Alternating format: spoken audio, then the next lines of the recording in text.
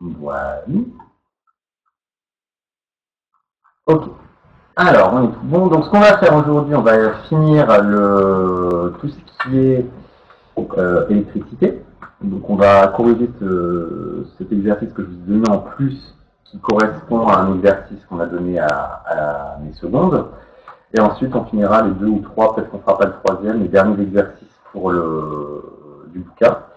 Et on va attaquer maintenant cette fois-ci non pas l'aspect énergétique des phénomènes électriques, mais on va regarder l'aspect énergétique des phénomènes mécaniques, qui est un gros chapitre. Plus important que l'électricité, on va revoir des bases qu'on avait vues en mécanique sur les forces, et on va rajouter une nouvelle notion qui sera le produit scalaire, qui permet de calculer le travail, donc l'énergie qui est dépensée, ou utilisée, ou fournie par une force lors d'un déplacement d'un objet. Voilà, ça va être des trucs importants qu'il va falloir découvrir. Est-ce que tout le monde est prêt? La connexion, est-ce qu'elle est bonne pour tout le monde? À peu près.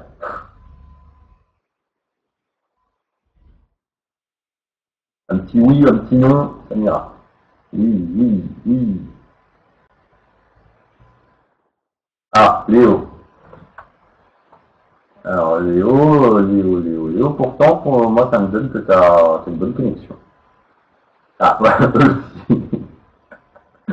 D'accord. Non, là, j'ai l'impression que tout le monde a une bonne connexion. Même Alice, écoute, espérons que ça dure. L'audio qui grésille un peu. Baisse peut-être un petit peu le volume de sortie de ton haut-parleur, Elena.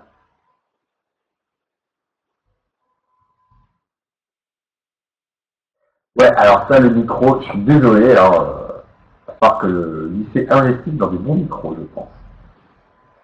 Je pourrais essayer un truc. Ouais, non, mais il faudrait que je tienne le micro comme ça, et là, c'est vraiment le micro du boîtier de l'ordinateur. Lucas, tu viens d'arriver, donc oui, j'ai ta réponse, Lucas. Mais je me souviens de ta question, donc je la regarde. J'avais une question, j'ai essayé de le faire ce matin, de recevoir une correction. Oui, donc Lucas, tu auras ta correction à partir du moment où la copie est corrigée et que je rediffuse des corrections, tu pourras te connecter directement sur ta copie, tout bêtement, avec le code de l'exercice et ton code de copie qui t'a été attribué à la fin. Quel mail encore tu m'as envoyé? Non, j'ai pas vu ton mail. Tu m'as envoyé sur quoi? Quand? Comment? Tu me spams de mail, donc non. C'est quoi ton mail?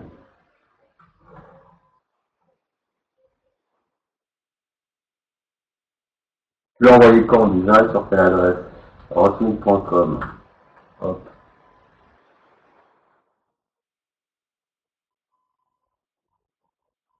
connexion. Physique.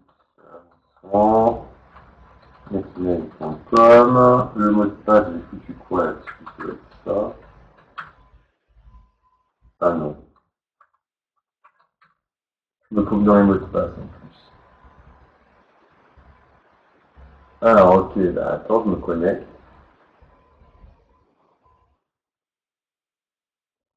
Alors non, désolé, j'ai pas de mail de toi. Hein.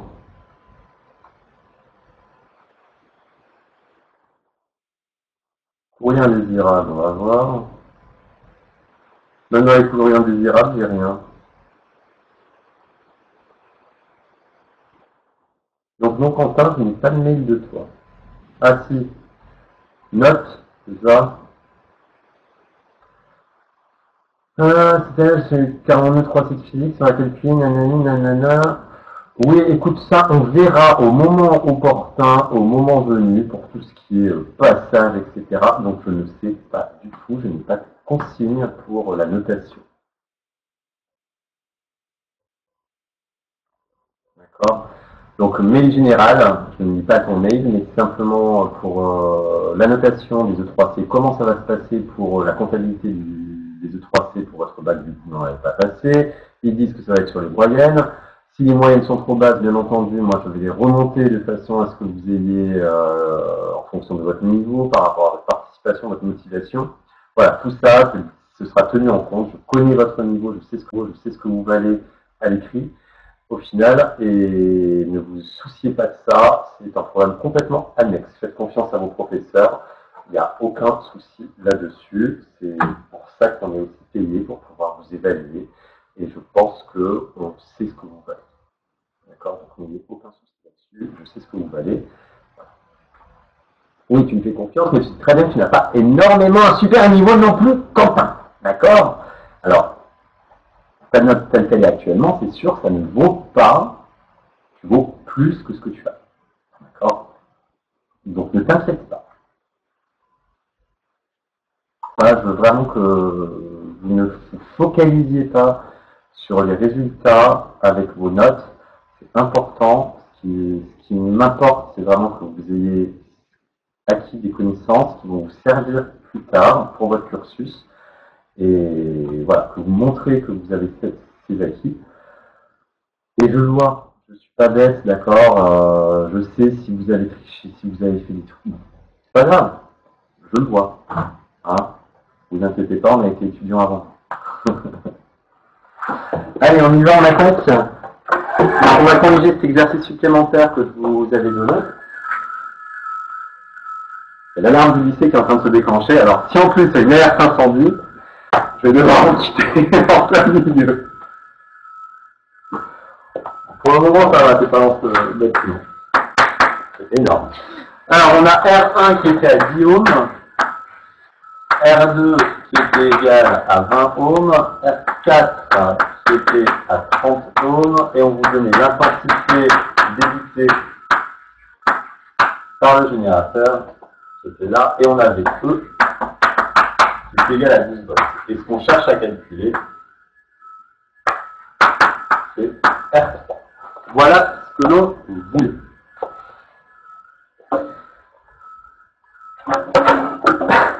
Alors, on va séparer, donc le schéma, je vais toujours le laisser.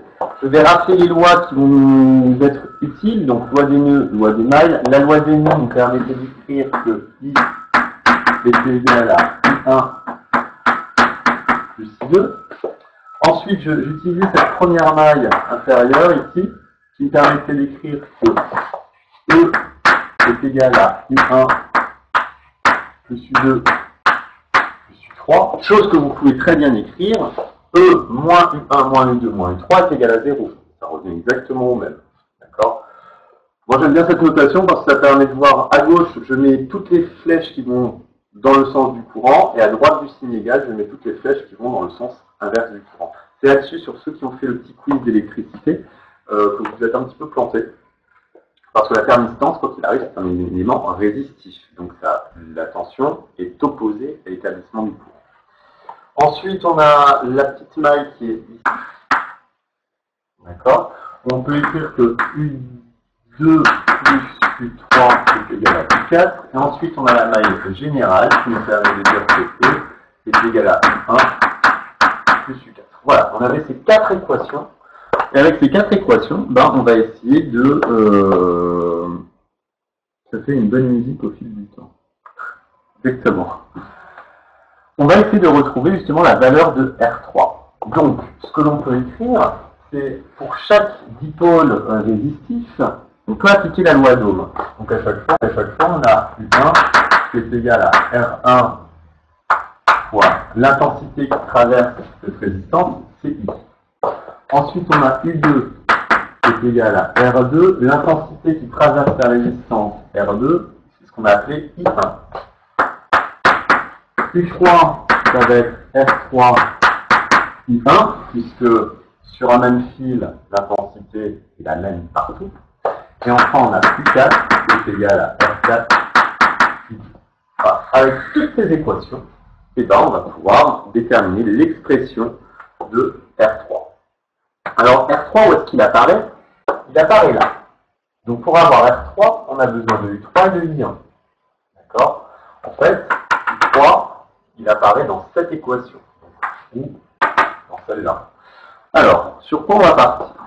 Première chose, on va pouvoir exprimer le fait que, à partir de cette relation,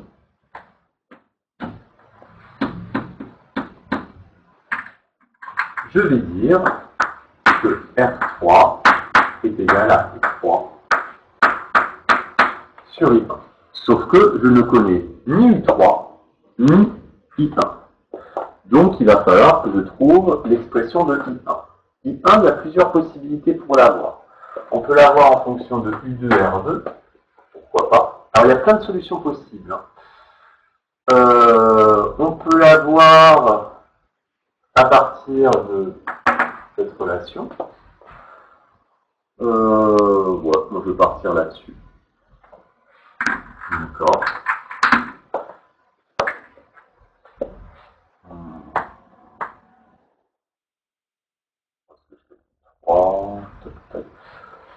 Je ne sais pas trop pour le moment.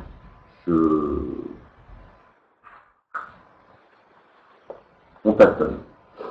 Ouais, d'après la loi des nœuds, donc de la loi des nœuds, de plus. D'après cette relation. Alors cette relation, je vais l'appeler, on va les numéroter en fait, ça va être tout ça. 1, 2, 3, 4, 5, 6, ça sera la relation 7. Et donc, de la relation 7, j'ai ça. Ensuite, je vais utiliser ma relation 1. 1 me permet de dire que I1 est égal à I moins I2. D'accord? Donc, ce que je peux regarder, c'est ensuite U4. Alors, de U4, je vais avoir mon I2, que je pourrai ensuite remplacer là-dedans. Donc, de la relation 8, on peut dire que I2 est égal à U4 divisé par R4. Et donc, en cumulant ces deux équations,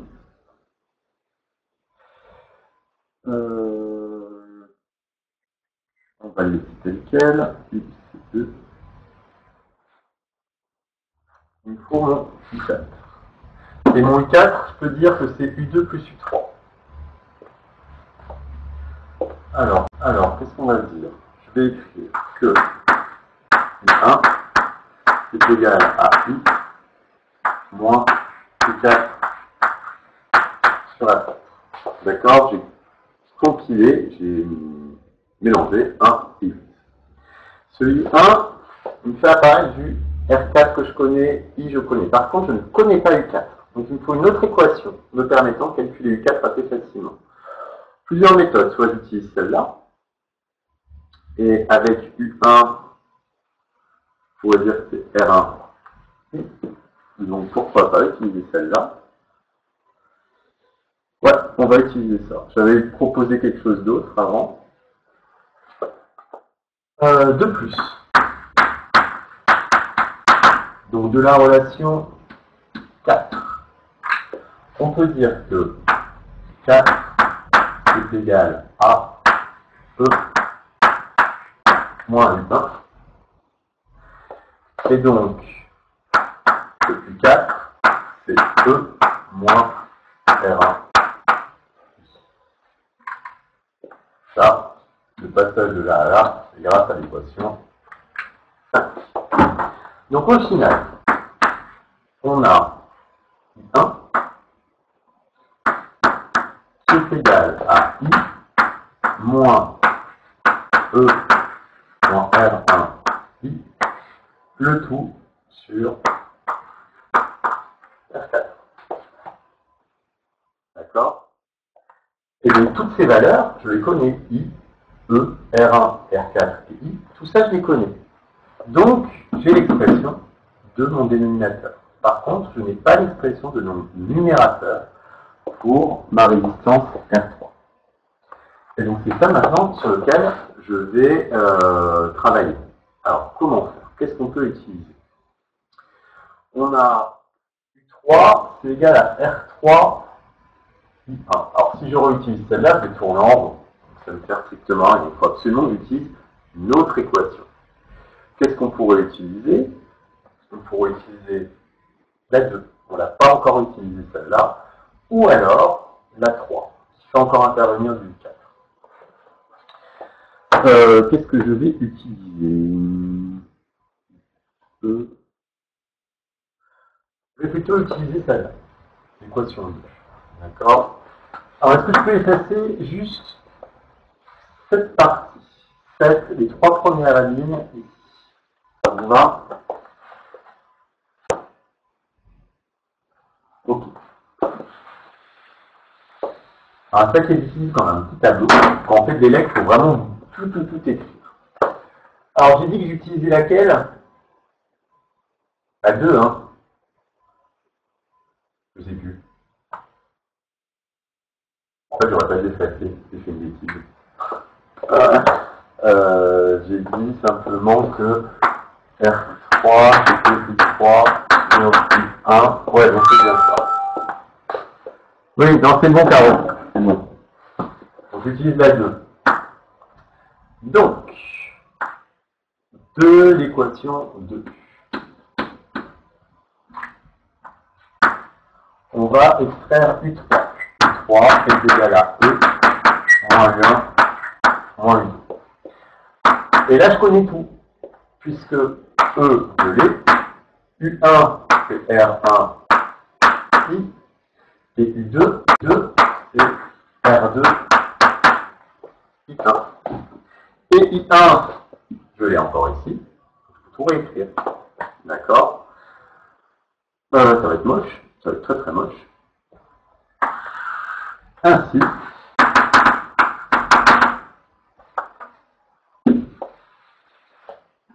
on avait R3, donc qui va être égal à E moins R1I moins R2 I1.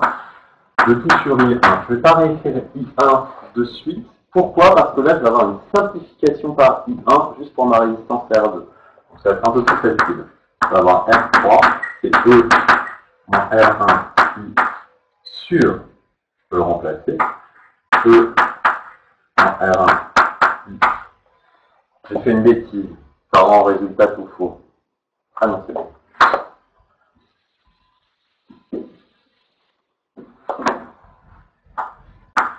I moins E moins R1I sur R4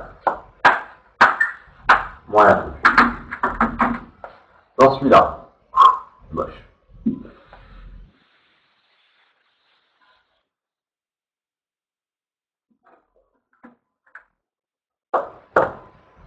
Est-ce que c'est juste? Oui, c'est juste. C'est juste, c'est juste. Pour le moment, je sais que c'est juste. Il faut... Là, on connaît tout, en fait. Ouais, on connaît tout. Sauf que, on laisse pas une expression comme ça.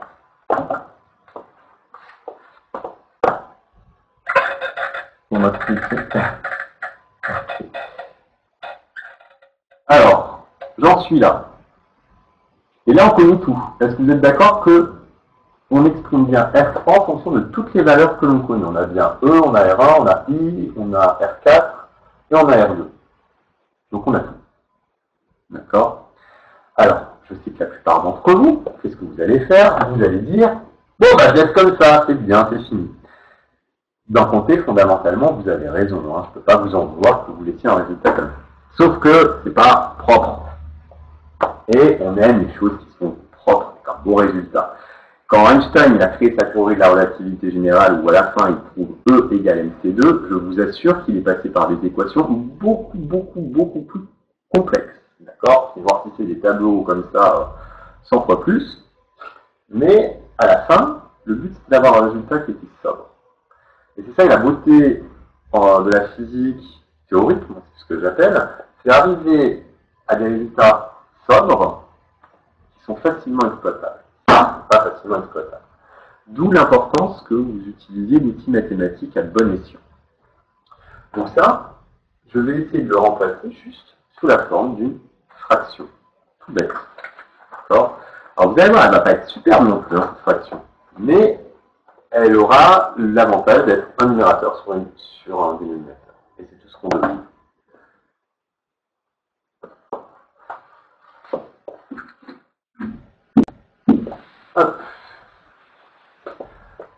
Alors justement, je vais réécrire cette... est-ce que vous avez tout écrit? Est-ce que vous avez vraiment ce résultat?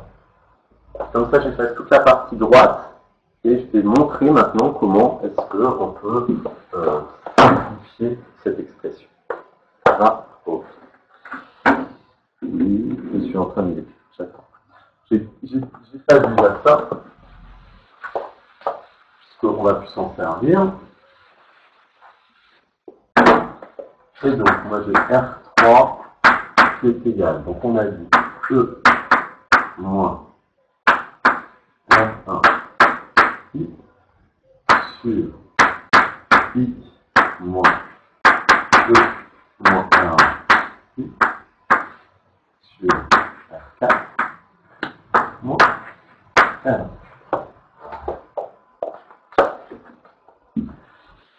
Alors, là, première chose à faire, on a une fraction et au dénominateur une autre fraction.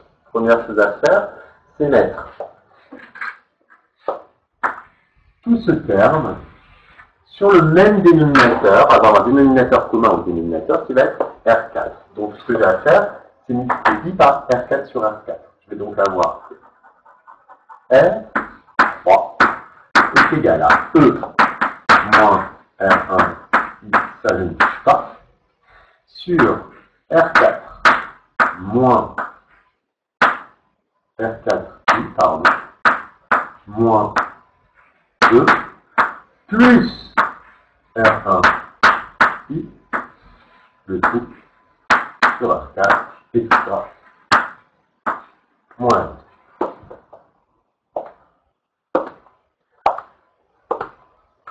Est-ce que c'est bon pour cette expression de R3 qui n'est pas encore celle que je vous donnais, mais qui s'en approche? Ça va?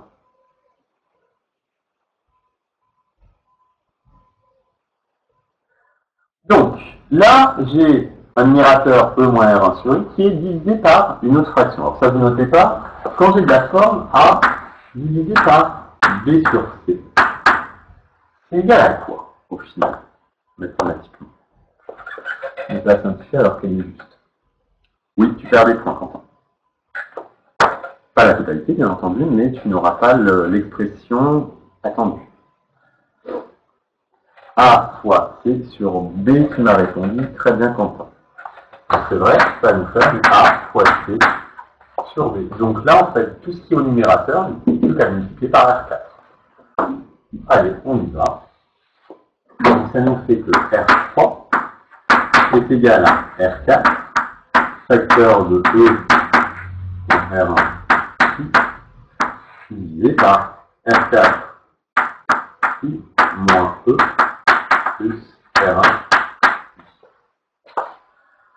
Le tout, moins R2. Donc au final, pour avoir un numérateur et un dénominateur, ce terme R2, il faut que je le multiplie par le dénominateur. Ce qui me donne que R3 est égal à R4, facteur de E, moins. Alors, on va développer. Donc, R4E, j'avais développé au final, oui.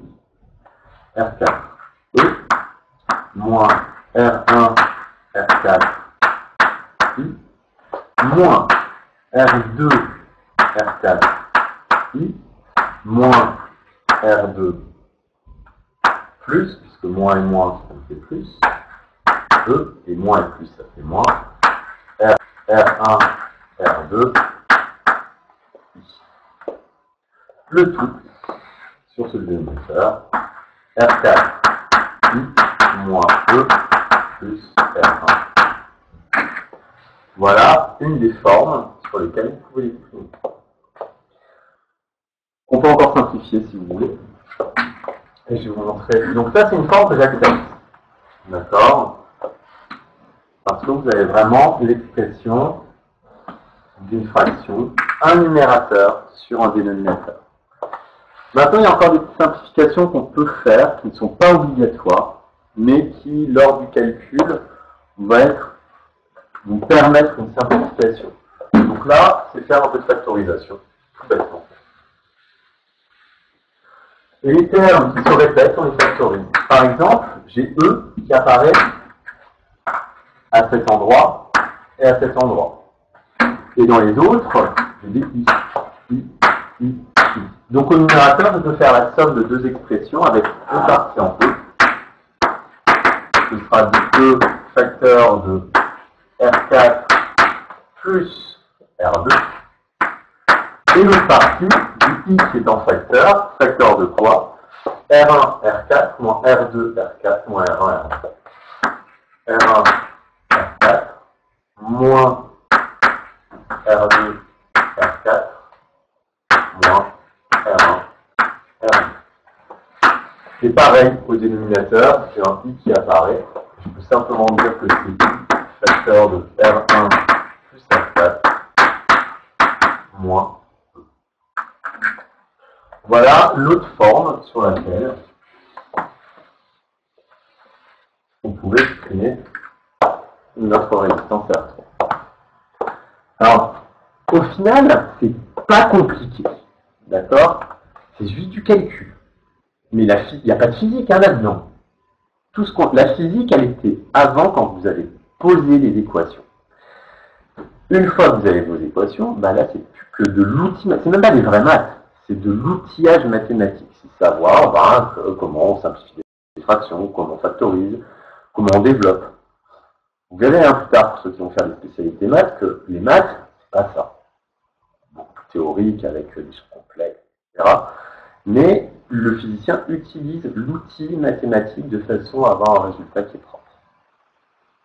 Donc, il faut que vous sachiez manipuler l'outil mathématique. Ça, c'est primordial. Et l'an prochain, en spécialité physique, on va rajouter l'outil mathématique. Et ça, c'est cool pour le prof de physique parce que c'est lui qui va pouvoir aussi vous apprendre comment est-ce qu'on utilise un outil mathématique de façon efficace. Parce que vous connaissez plein de choses, mais vous ne savez pas encore comment l'appliquer, dans quel cas l'appliquer. Alors, on vous a bassiné avec la proportionnalité, etc. Important, mais vous allez voir que c'est rien au final. On a des choses tellement plus puissantes comme outil mathématique, les équations différentielles, la dérivation, l'intégration, tout ça, ce qu'on va voir l'an prochain. Mais vous allez le voir du côté application physique. Alors, pour ceux qui font la spécialité maths, vous allez aussi voir toute la théorie qui est derrière. Voilà, théorie de la dérivation, personnellement, je m'en sers pas tellement. Je vais vous l'expliquer un petit peu pour vous montrer à quoi ça correspond. Même si on a un petit peu entre eux. Allez, on fait notre application numérique. Alors, je ordonne ça. R3, ça va être, on a du 12 volts, facteur. Là, j'ai besoin des feuilles. R4, 30 ohms. Alors, tout de suite, les additions, on le fait. 30 plus 20, ça nous fait 50. Il a 400 mA. Alors, il faut faire gaffe, il ne faut pas oublier de convertir en ampères, sinon c'est faux. R1, R4, 10 fois 30, ça fait 300. R2, R4, ça fait 2 fois 3, 600. Moins R1, R2, 200. Divisé par I, donc 400 moins 3. R1 plus R4, ça fait 40. Et 2, 12. Est-ce que mon résultat semble correct? Oui. Et au final, donc, alors c'est vrai qu'on pourrait le faire de tête. Je vous avoue un peu la flemme, donc on va prendre la calculette. 12 fois 50 plus 0,4 fois 300 moins 600 moins 200, le tout divisé par 0,4 fois 4 moins 12. J'ai un problème pour un truc négatif.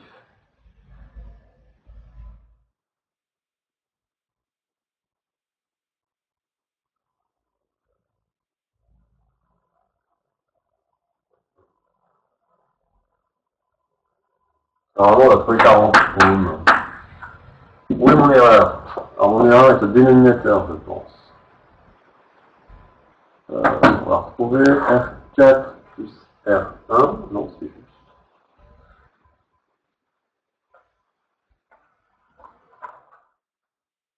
Ah, c'est moi qui m'a tapé.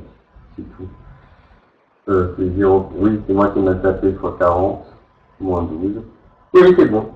C'est bon, c'est bon, c'est bon. Et ça nous fait du 400 divisé par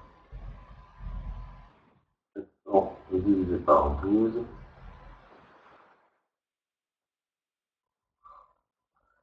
400 divisé par 0,4 fois 40.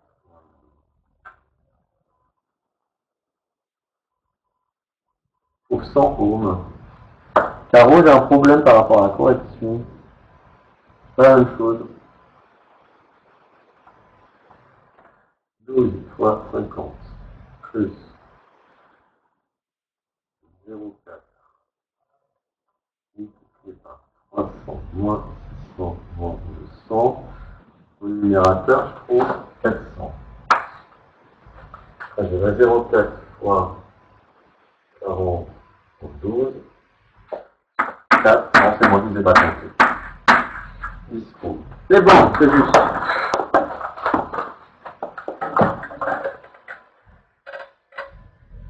Ouais, non, il faut que tu trouves 10 ohms, c'est ça. J'avais aussi trouvé 100, on a dû faire une paire de parenthèses ou un truc tout bête. Voilà, ça aussi c'est le problème en élec. Bon, on a des expressions quand même qui sont complexes, et on fait une faute sur la calculette, c'est mort. D'accord? C'est 10 ohms le résultat. Voilà pour cet exercice. Donc ça, c'est ce qu'on a donné aux secondes. Donc vous imaginez bien combien ils ont dû galérer, quand même. Mais il y en a qui l'ont super bien fait. Même beaucoup d'ailleurs.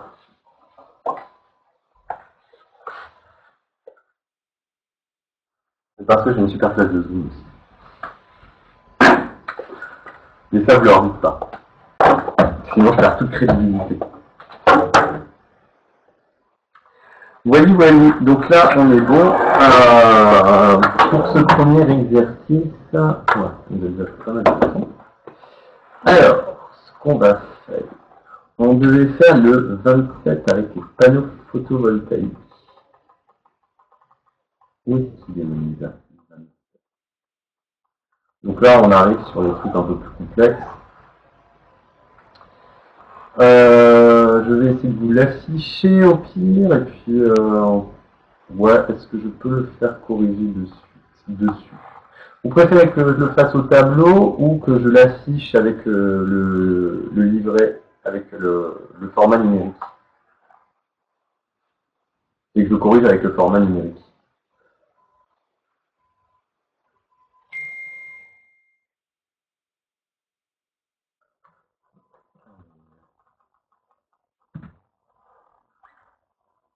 Ah non, c'est 10.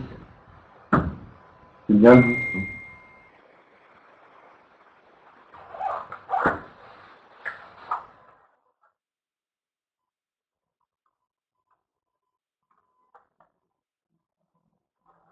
Alors, apparemment, il y a une erreur de calcul. Je refais. 12 fois 50 plus 0,4 fois 300 moins 100 moins 200. Ah non, je trouve 400.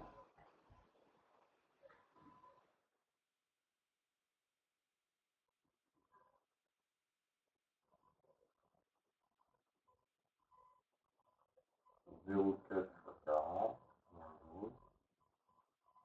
Non, je trouve 400 sur.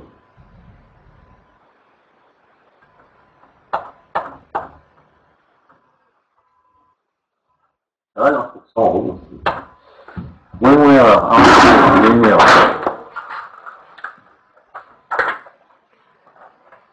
On se le refait moins stressé. Alors, j'ai bien R4. Celui-là, je l'ai. R1, R4, 10. Là, j'ai un problème de signe. R2, c'est bon.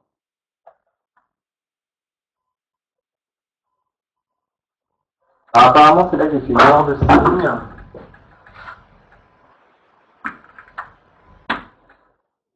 Là, il y aura un signe moins.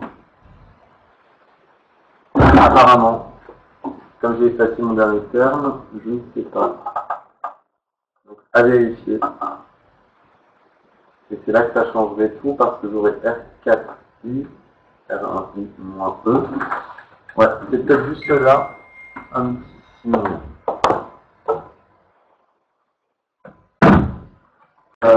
Donc, je devrais avoir 12, juste ça. Donc, je devrais avoir 12 fois 50 moins 0,4 fois moins 300 moins 600. Ah, mais c'est là que j'ai fait une faute. Ma cote de signe, elle est là. R1, R4, il est en moins. R2, R4, il est en moins. Et R2, R1, il est en moins. Ouais, il n'y a que des moins en fait. Donc, j'aurais pu mettre en moins ici. C'est pour ça mon erreur. Moins 200. Et le tout. Ah non, ça marche pas, hein, 40.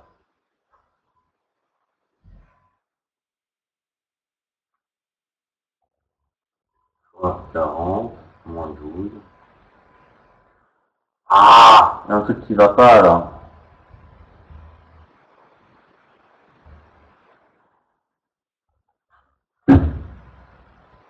12 fois 50 moins 0,4 fois 300 plus 100 plus 200. Ah voilà, c'est bon. 160 divisé par, donc c'est bien un moins là, et là je fais 0,4 fois 4 moins 12. 12. Là je trouve 4 et 170 divisé par 4, ça fait 40. Oh, voilà. J'avais fait une faute de signe là quand j'ai factorisé. Excusez-moi. C'est ça. C'est ça, c'est ça. Et donc, exactement, Quentin. Donc, on obtient 40. Désolé pour rien.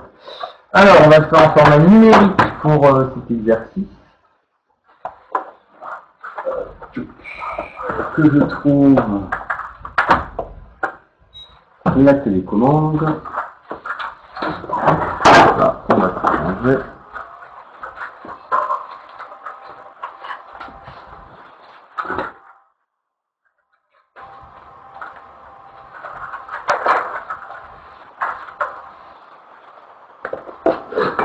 Et on va attacher.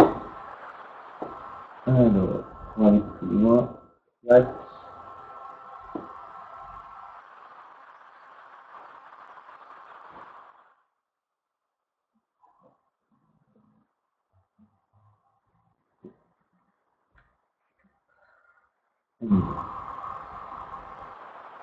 Alors justement, Quentin, je ne peux pas faire de partage d'écran du livret numérique. Et ça, c'est vraiment dommage. J'aurais adoré pouvoir le faire, j'ai essayé. Et ça aurait été top. Le mieux, en fait, et ça prend énormément de temps, c'est de tout faire sur PowerPoint. Et à partir de là, oui, j'aurais pu le faire. Mais imaginez faire ça sur tous mes cours. J'avais pas le temps nécessaire pour tout faire. Donc c'est la meilleure solution qu'on fait. Et oui, ça aurait été génial. Je le fais avec les arts appliqués, parce que tous mes cours en arts appliqués sont sur PowerPoint. Et c'est vrai que ça marche super bien. Alors, la lumière, baisser l'écran.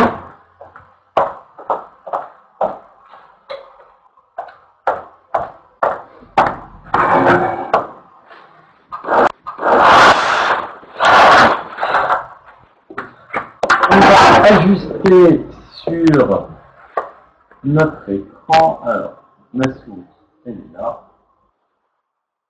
Là, on va dire.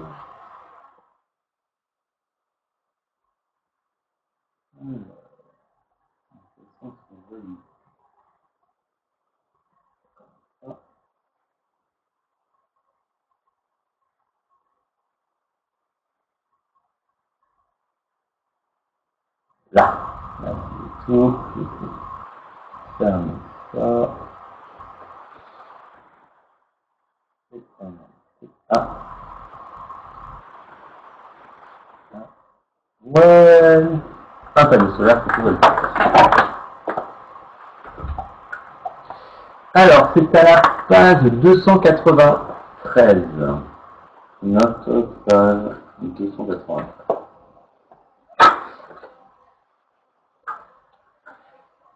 Donc c'est plutôt des réponses textuelles, il n'y a pas grand chose. Donc c'est pour vous expliquer le fonctionnement d'un panneau solaire photovoltaïque. Voilà, on souhaite déterminer la puissance électrique maximale d'un panneau solaire ainsi que son rendement. C'est sûr que toute l'énergie reçue par un panneau solaire sous forme lumineuse ne va pas être convertie en électricité. Pourquoi? Parce que le panneau solaire possède un certain rendement. Alors, formuler des hypothèses pour répondre à la question suivante. De quels paramètres dépend la puissance d'un panneau solaire photovoltaïque? Alors là, il y a plein de choses à dire. Hop. Déjà, un panneau solaire, il va avoir différentes tailles. C'est clair et net. Donc, la puissance d'un panneau solaire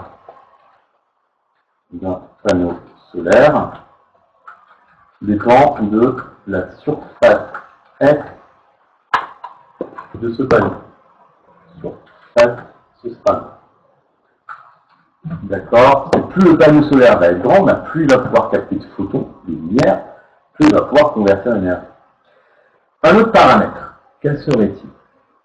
Quel autre paramètre vous pourriez me trouver? Vous pourrez jouer sur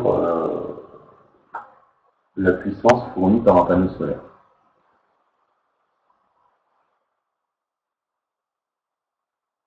Exactement, l'ensoleillement. Alors l'énergie, oui, l'énergie reçue qui est donc la quantité de lumière. C'est sûr que par temps sombre, par temps pluie, le panneau solaire n'a pas super bien marché.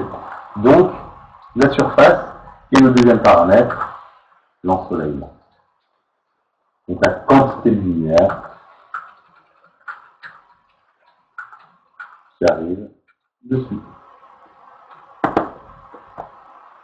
Avec un S là-dessus, ce sera mieux. Voilà pour la première question. Donc pas très compliqué, mais c'est des hypothèses, vous aurez toujours des hypothèses à émettre. Alors, on a relevé expérimentalement le couple de valeurs UI, donc c'est une courbe de tension-intensité. On a trouvé les trois caractéristiques suivantes. En fait, plein. Donc, quand la tension augmente, au début, pour des panneaux différents, trois panneaux différents, on a un plateau qui donne la même intensité. Et à un moment, ça chute. D'accord? Donc, les traits pleins, c'est la caractéristique intensité-tension. La puissance électrique, qui est le produit de la tension et de l'intensité, là, par contre, c'est donné par les points de cycle. C'est ce qu'on va étudier un peu par la suite. Et on va voir qu'il y a un point de fonctionnement optimum pour nos panneaux solaires. Alors, quel paramètre expérimental a-t-on fait varier pour obtenir chacune des trois courbes en traits pleins, rouge, vert et bleu? Comment est-ce que vous avez obtenu ces courbes? Quel est le seul paramètre que vous avez pu faire varier par rapport aux hypothèses que vous avez émises à la question 1 pour pouvoir obtenir ces courbes? Donc, il n'y en a que deux, soit vous avez fait varier la surface, soit l'ensoleillement. Donc Clémentine, la surface. Alors, dans l'absolu, tu as raison, c'est vrai. Sauf qu'un panneau solaire, si à chaque fois tu le changes et tu dois changer sa surface, c'est pas pratique. Donc c'est beaucoup plus facile de changer l'ensoleillement. Tu vas mettre des filtres, etc. Tu vas réduire ou augmenter la quantité de lumière qui arrive. Donc le paramètre expérimental que tu fais varier, c'est justement, c'est pas la surface, c'est l'ensoleillement reçu par le panneau. Donc on fait varier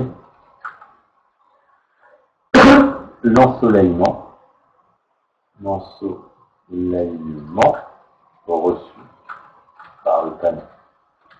Car la surface d'un panneau solaire est fixée par sa forme géométrique. Or, directement, le panneau solaire, il a une certaine taille.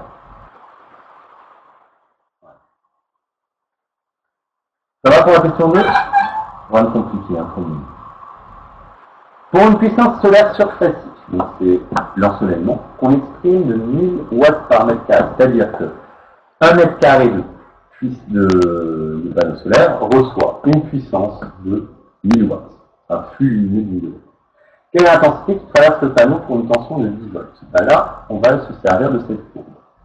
D'accord? Donc cette courbe, on nous dit 1000 watts par mètre carré. Donc c'est la courbe verte, d'accord, qui caractérise un ensoleillement de 1000 watts par mètre carré.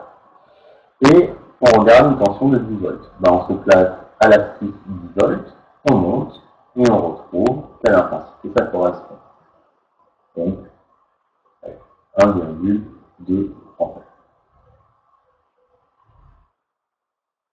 D'accord? Donc on va déjà répondre à la première question. À 10 volts, pour un ensoleillement de 1000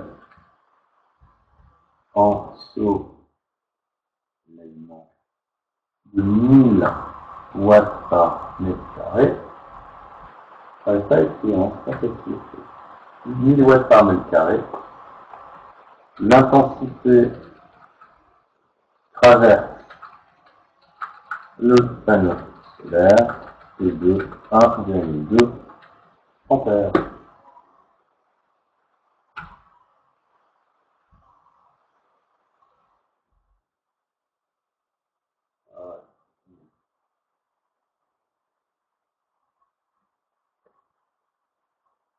Ça, c'est la première partie de la question. Calculer la puissance électrique du panneau solaire.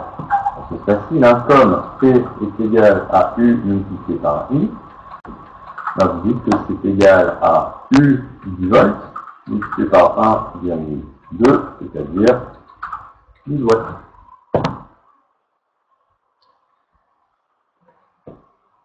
Le résultat est obtenu qui est en accord avec la courbe de puissance en pointillé. Ben là, ça revient au même. On est à 10 volts. On regarde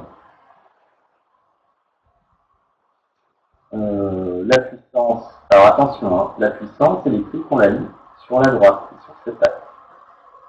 On ne va pas avoir les mêmes échelles. Donc à 10 volts, on regarde.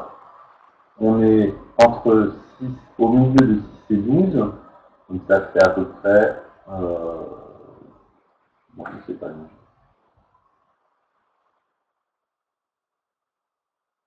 Ah non, c'est la verte qu'il faut prendre, pardon. La courbe en pointillé verte, c'est ici. Donc on monte jusqu'au pointillé vert et on remonte bien 10 watts. Donc c'est cohérent. C'est ce qu'on a à dire, on lit le résultat est cohérent avec la courbe en pointillé vert. Pointillé et S. Alors, parfois c'est pas cohérent, hein, c'était extrait, il y a certains sujets de 3C dans lesquels on pose la question est-ce que c'est cohérent, et en fait la réponse est non. Donc c'est pas toujours le cas, faire gaffe. Ça va pour le moment ces questions?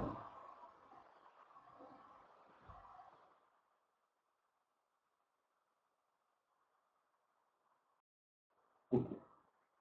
On continue. Même question pour une tension de 18,5 volts. Bah, on fait exactement la même chose. Alors, à 18,5 volts, 15. Ben, en fait, là, qu'est-ce qu'ils font? Ils se placent exactement au maximum des courbes de tension, de puissance. C'est là qu'ils veulent le faire. Et c'est ça qui va être intéressant. Donc, on va regarder à 18,5 volts.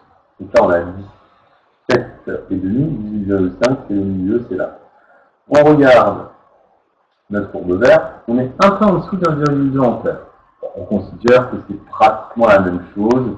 Allez, on pourrait dire 1,1 ampères. On s'en baisse un petit peu. Donc, 18,5 volts. I est égal à 1,1 ampères. On change. Ainsi, P est égal à U fois I, donc ça fait 18,5 multiplié par 1,1, qui fait 18,5 fois 1,1, et on trouve du 20,4 watts. Allez, 20,5 watts. Bon, on va rester cohérent, on va mettre 20,4. Si on respecte les chiffres significatifs, on va le faire, ça va faire 20 watts. Comme ça, on est tranquille. D'où l'utilité des chiffres significatifs. Juste pourquoi? Mais si, là c'est cohérent avec le graphique. Le résultat est cohérent avec le graphique. Et mentionné. Puisque tu as bien, au niveau de ta courbe verte, lorsque tu as 10 volts en pointillé ici, d'accord, tu vois que tu es ici, tu regardes ta courbe de puissance, elle correspond bien à tes 10 volts. Donc c'est cohérent. Ça va?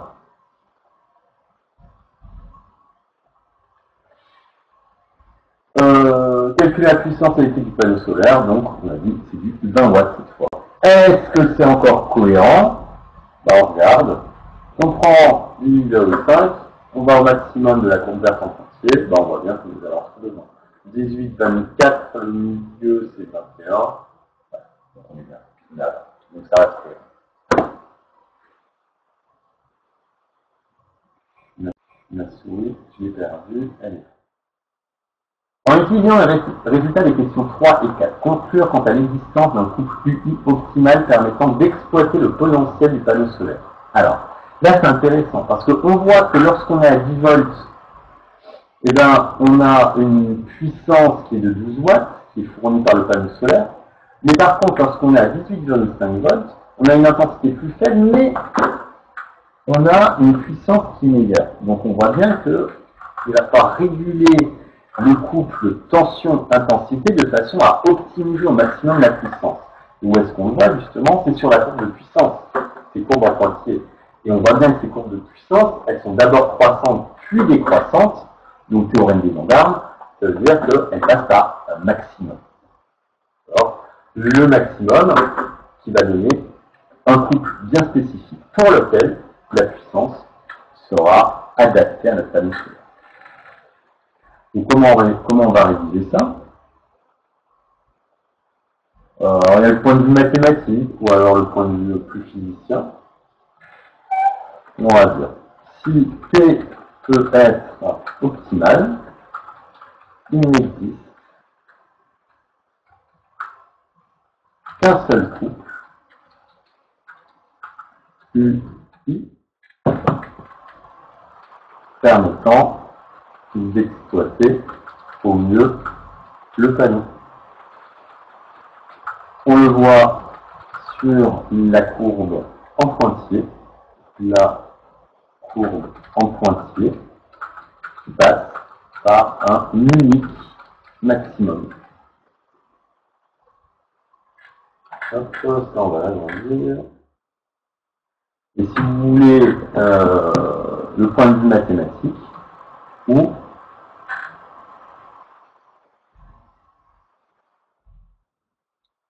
la courbe de puissance, c'est celle en pointillé,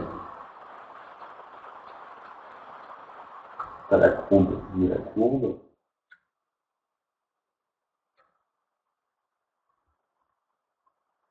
Non, mais ça fait plutôt pointillé. La courbe de puissance est croissante puis décroissante. Elle passe donc forcément par un maximum pour un couple unique UI. Voilà. Ça c'est plutôt le côté physicien ici, ça c'est plutôt le côté matheux. À vous de choisir, moi j'accepte les deux méthodes parce que je trouve que les deux méthodes sont totalement correctes. En réduisant la puissance maximale du panneau solaire pour chacun des trois ensoleillements proposés, conclure quant à la validité d'un des paramètres formulés à la question. Bon, voilà, c'est facile. On revient sur notre courbe. Bah, soit on est à peu près à 13 watts, soit on est à 17 watts, soit on est à ce que je dis en watts. Bon,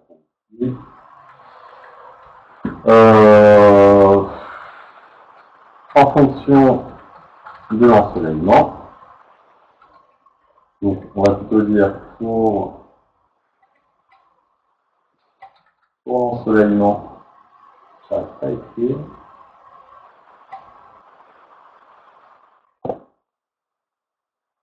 Ma souris. pour l'ensoleillement de 600 watts par mètre carré,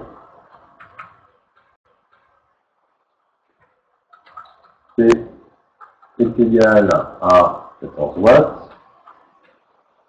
Pour l'ensoleillement de 800 watts par mètre carré, P est égal à 17 watts à peu près.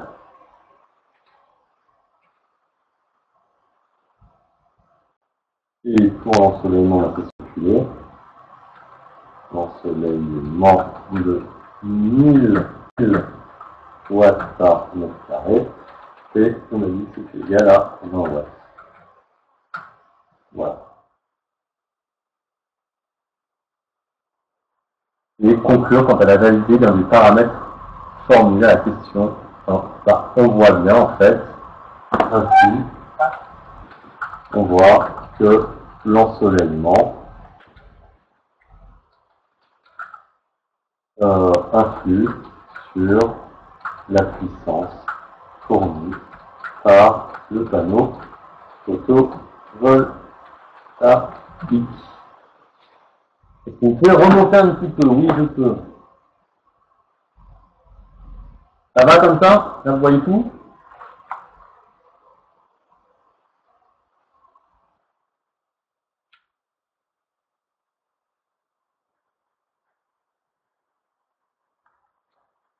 Et ensuite, qu'est-ce qu'ils vont nous demander? Indiquer sur une plage de tension électrique pour laquelle le panneau solaire fonctionne de manière optimale, c'est-à-dire avec une puissance supérieure ou égale à 90% de sa puissance maximale. Ouais, il faut utiliser le graphique. Et enfin, sachant, il va falloir calculer le rendement.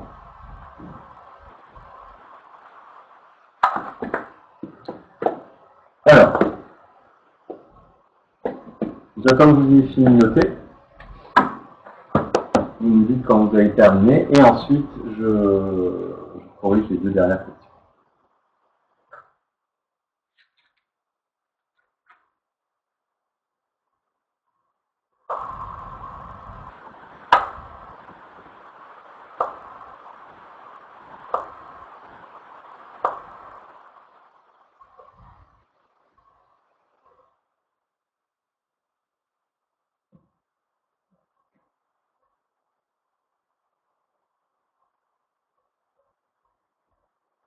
Faites-moi un petit signe quand c'est fini, vous me dites un petit, ouais, juste un petit.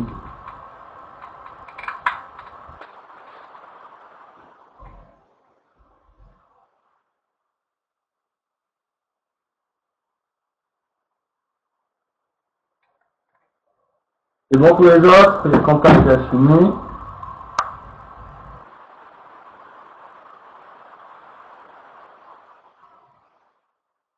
Vous en doutez, c'est bon, je ne sais pas pourquoi. C'est ça, ça n'est plus ça.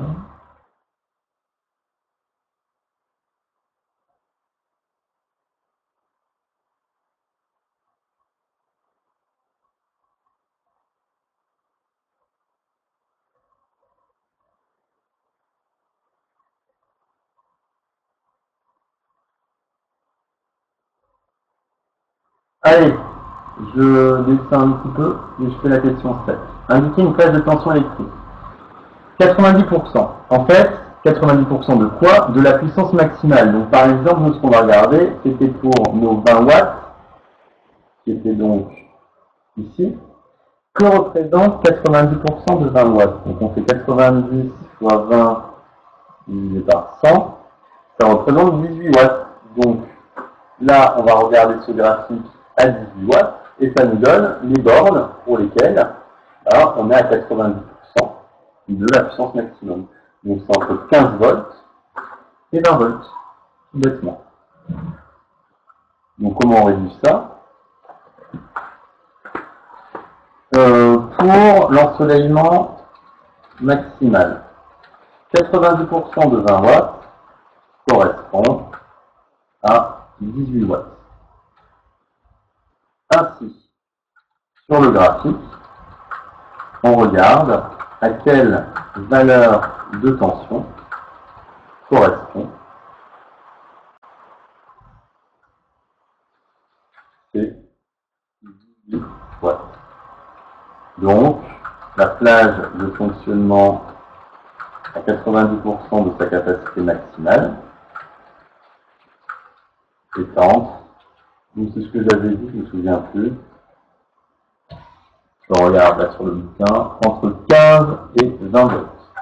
C'est entre 15 volts et 20 volts. Donc pour que votre panneau solaire fonctionne correctement, il faut vraiment qu'il y ait une tension assez grande entre 15 et 20 volts. Sinon, vous n'aurez pas un bon rendement. Une puissance fournie qui sera pas terrible. Et on termine sur la surface du panneau solaire est un 1 mètre carré, calcule le rendement maximal du panneau solaire. Donc, je vous rappelle le du rendement. Donc, alors là, il va falloir que je fasse une formule. Hop. État. Est égal à quoi? Alors, est-ce que je peux avoir des fractions quelque part? Oui. Donc, c'est la puissance utile divisé par la puissance fournie. Quelle est la puissance utilisée par notre panneau solaire?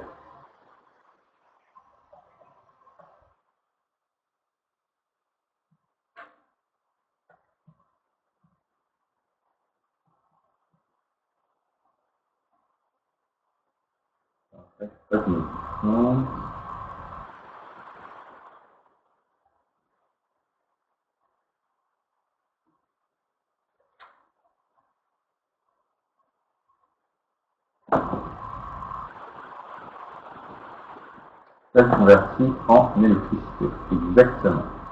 Donc la puissance électrique, c'est bien, ça va être 20 divisé par la puissance fournie, elle est égale à quoi?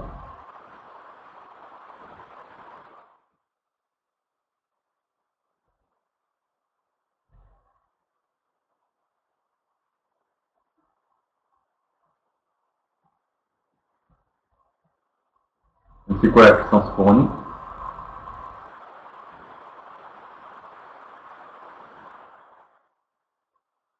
Qui fournit l'énergie pour voilà, celle du soleil. Donc on a dit que c'est qu'on a un éclairement de 1000 watts par mètre carré. Or, la surface du panneau est de 1 mètre carré. Donc au final, il reçoit quelle puissance lumineuse?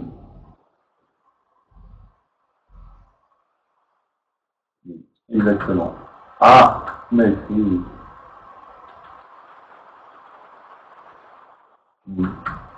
Donc au final, vous trouvez du 0,02, significatif, c'est-à-dire 2,0%. Pourquoi il ne prend pas mon pourcent symbole?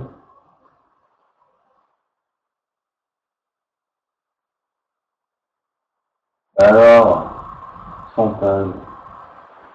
Non, c'est pas ça que je veux.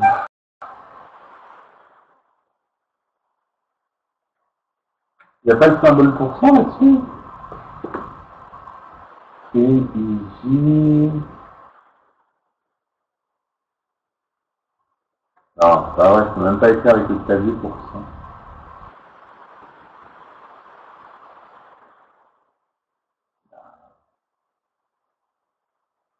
Il y a encore des bugs, hein, alors truc. Voilà, c'est comme ça. Donc, le rendement de ce panneau solaire est de 2%. Sachez qu'un panneau solaire a un très mauvais rendement. Si on atteint des panneaux solaires avec un rendement de 20%, c'est déjà bien. Et c'est pour ça, en fait, les panneaux solaires, c'est bien pour le développement durable, etc., parce que ça permet quand même de convertir de l'énergie lumineuse en énergie électrique. Mais le gros problème des panneaux solaires, c'est leur fabrication qui est très polluante, et après, c'est leur recyclage qui est également très polluant. Donc, l'un dans l'autre, est-ce que c'est avantageux d'avoir des panneaux solaires? Oui, et en même temps non, parce que écologiquement, c'est pas très vert. D'accord. Maintenant, il faut qu'on arrive à améliorer ces panneaux solaires. Et donc justement, c'est pour ça que je voulais qu'on fasse absolument le dernier exercice. Le 30, on ne fera pas, hein, pas trop intéressant. Mais le défi Solar Impulse, qui est un avion, un planeur, qui ne fonctionne qu'à l'énergie solaire et qui a fait le tour du monde. Avec des panneaux solaires dont le rendement n'est pas énorme. En fait, c'est un rendement de 22%. C'est déjà pas mal hein, pour les panneaux solaires, les bons panneaux solaires. Vous avez des questions sur cet exercice que l'on vient de faire le 27. Il y a marqué quoi en option en dessous de P utile? Maintenant, on va le voir. P utile, P fourni. Autre question. Mali.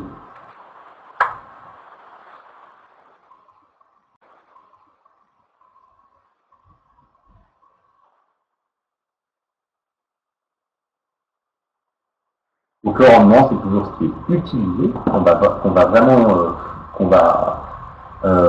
notre système électrique va pouvoir produire en énergie, divisé par ce que l'on y apporte en énergie de base, de façon à savoir quels sont. Pas de questions pour cet exo?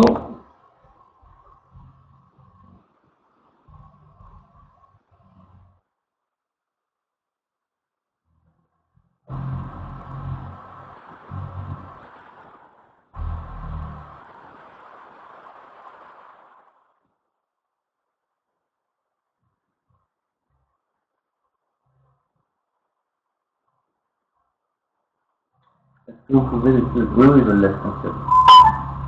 Je sais que c'est un petit escargot qui m'en tient.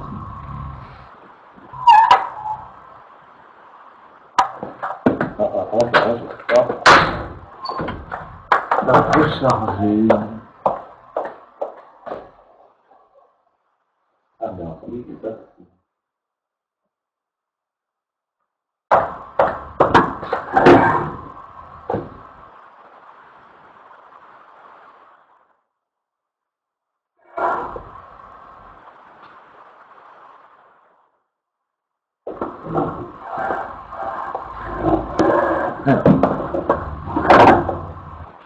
Donc, l'exo suivant, le 29 de la page 294. Bon, c'est un problème, c'est une résolution de problème. La question finale, en fait, c'est d'utiliser vos connaissances et les documents à votre disposition pour déterminer si l'avion Solar Impulse 2 dispose de suffisamment d'autonomie pour relever son défi de tour du monde sans une seule goutte de carburant. Alors peut-être que vous avez suivi hein, cette aventure. Normalement, vous avez déjà la réponse, c'est oui.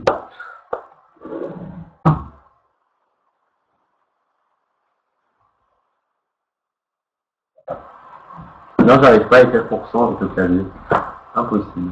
Je sais pas pourquoi.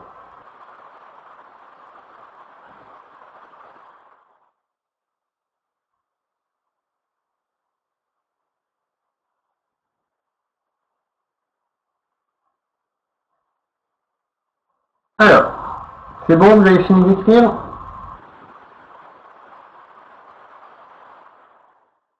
Allez, donc je passe ça aussi refermer. Hop. Et on arrive à la suivante. Non, c'est pas ça que je voulais faire. Ouais, non, mais ça marche pas avec le clavier. J'ai essayé. Alors, le défi Solar Impulse. Donc là, on présente plusieurs documents. Donc, je vois ce que je mets à l'écran. Document, le premier tour du monde aérien sans carburant. Donc, c'est sûr, il y a plein d'étapes, hein, mais le but, c'était qu'il n'utilise aucune goutte de carburant pour faire le tour du monde. Soit à peu près 40 000 km. La chaîne énergétique du Solar Impulse, elle est ici.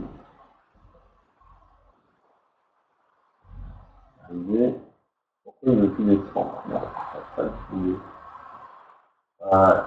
Donc on a de l'énergie solaire qui est convertie grâce à un convertisseur en énergie électrique, qui est le panneau solaire. Le panneau solaire fournit de l'énergie électrique à la batterie, La batterie, elle accumule cette énergie, donc elle la garde, avec un bon rendement, un rendement de 92%. Elle transfère ensuite cette énergie sous forme électrique à un moteur électrique. Le moteur électrique qui a un certain rendement, qui lui va créer de l'énergie mécanique vers l'hélice pour pouvoir faire voler l'avion. D'accord? Ensuite, on vous donne le profil de vol de Solar Impulse. Alors, qu'est-ce que c'est que ce truc? À l'altitude, nombre d'heures, à 18 heures, il a une altitude de 8000 mètres. Je ne vois pas trop en fait qui va, en fonction de l'heure, il vole à une certaine altitude. Je ne vois pas encore pourquoi ça va changer. Peut-être qu'en fonction de l'ensoleillement, c'est vrai qu'en journée, il va pouvoir accumuler plus d'énergie et donc il va pouvoir monter de plus en plus haut. Et ensuite, quand le soleil se couche, il n'y a plus d'énergie, il est obligé d'utiliser sa batterie et forcément l'altitude baisse au fur et à mesure. Ce que j'imagine, je ne suis pas tout à fait sûr encore. On vous donne certaines données, la densité énergétique des accumulateurs, Wh/h par kilogramme, c'est-à-dire qu'une masse d'accumulateurs peut fournir combien d'énergie? 260 Wh/h. Alors, la masse totale des accumulateurs, donc vous avez 400 kg d'accumulateurs qui sont contenus dans l'avion. Pour avoir la densité, l'énergie totale que peuvent fournir ces accumulateurs, vous multipliez 260 par 400 et vous avez l'énergie en Wh/h totale. Les moteurs électriques, il y a 4 moteurs de 17,5 chevaux. Alors qu'est-ce que c'est qu'un cheval? Un cheval, c'est une unité de puissance. En fait, un cheval, qu'est-ce que c'est? Un cheval, c'était simplement l'unité pour pouvoir tracter un élément à l'aide des chevaux à l'époque. Donc il fallait un cheval, deux chevaux, 3 chevaux, etc. Et donc ça correspond à 0,636 kW. On vous donne la surface des panneaux solaires. La puissance solaire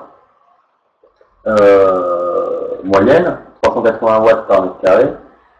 Et on vous dit que le soleil brille en moyenne 14 heures par an. Et l'avion vole à une vitesse de 90 km par jour et la plus lentement de nuit. C'est moins d'énergie. Donc à l'aide de tous ces documents, on va pouvoir répondre à ces questions. Alors, je vais agrandir ça. Donc, l'obstacle majeur pour Solar Impulse, quel était-il? Là. Donc le but, c'était que l'avion doit s'allier en fait à des différences d'éclairement au cours de la journée. Puisque c'est sûr qu'à midi, il y a plus d'ensoleillement qu'à 18h. Vous voyez, il y a carrément de nuit où il n'y a plus du tout d'énergie. Donc ça, c'est pendant la journée, il y a une variation de l'éclairement. Et en plus, il doit pallier à une absence totale, une absence de source d'énergie la nuit. D'où le fait d'utiliser des accumulateurs qui vont permettre de garder cette énergie solaire, qui est l'énergie électrique convertie à partir des panneaux solaires. Et qu'est-ce qui va être le plus important? C'est avoir des batteries qui soient efficaces, avec un haut rendement. Donc par conséquent, le rôle des batteries et l'efficacité de la chaîne énergétique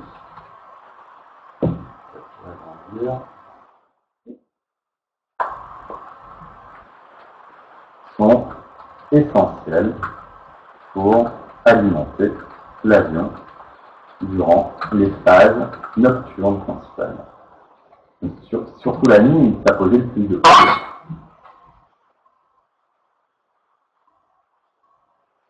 Voilà. Après, il y a plusieurs types de réponses possibles. Ce sont des questions ouvertes. En fonction de ce que vous répondez, peut-être que vous répondrez différemment. Et que vous avez aussi tous les points. Moi, c'est ma réponse.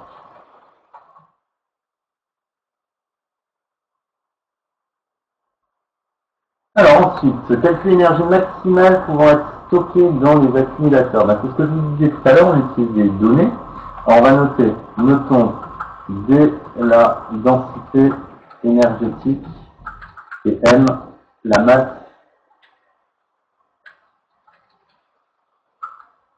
totale des accumulateurs. Donc qu'est-ce qu'on va pouvoir écrire comme formule? Ben, c'est que l'énergie maximale, elle va être égale à la densité énergétique multipliée par la masse. Donc au final, on se retrouve avec alors, la densité énergétique, elle était à 260 watts-heure par kilogramme, donc 260, multiplié par la masse totale, 400 kg, ce qui donne 260 fois 400, donc j'ai vu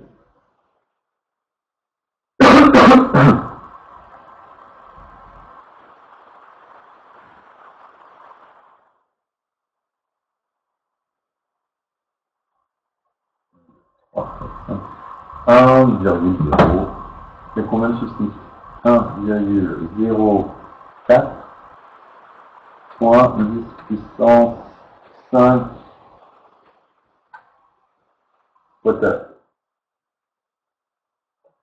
Moi, si je peux X.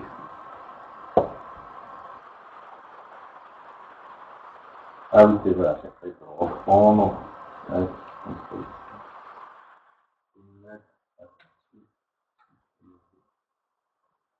Je ne veux pas me prendre. Tuer. Voilà. C'est réussi.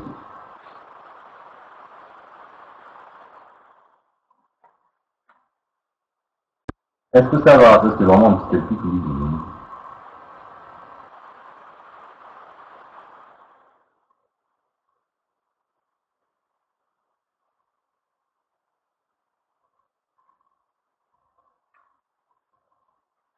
Alors, on termine. Utilisez vos connaissances et les documents à votre disposition pour déterminer si l'avion Solar Impulse 2 dispose de suffisamment d'autonomie pour relever son défi du tour du monde sans une seule pile de carburant.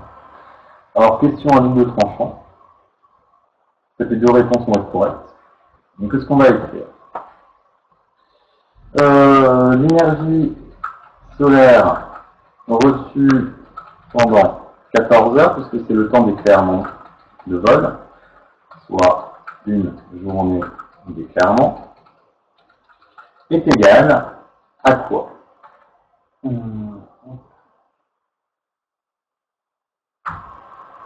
fait une formule. On va appeler ça E soleil.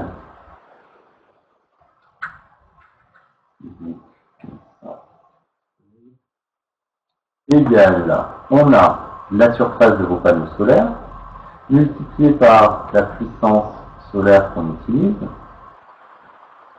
multiplié par, alors d'un symbole, la durée sur laquelle on va travailler.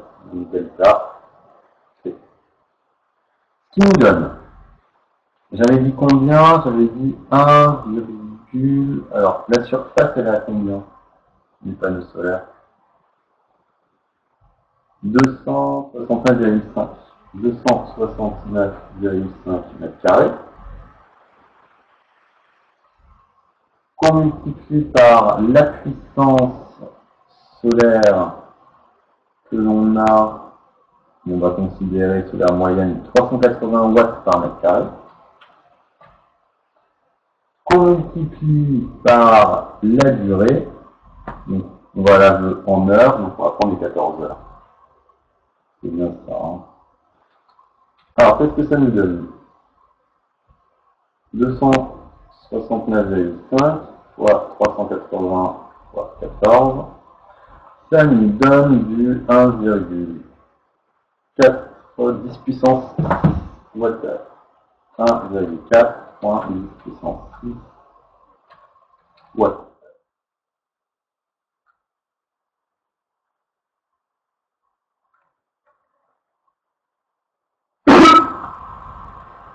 Alors, cette formule,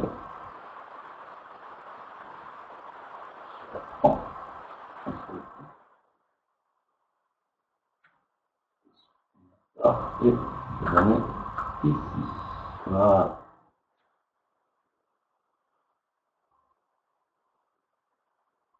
Ah, il y a un water, il y a WH qui s'est mis en trop, vous me l'enlevez, pas trop grave, mais ça me dit un petit peu. Vous oubliez juste le WH, parce qu'il y a du vent qui ne sert à rien.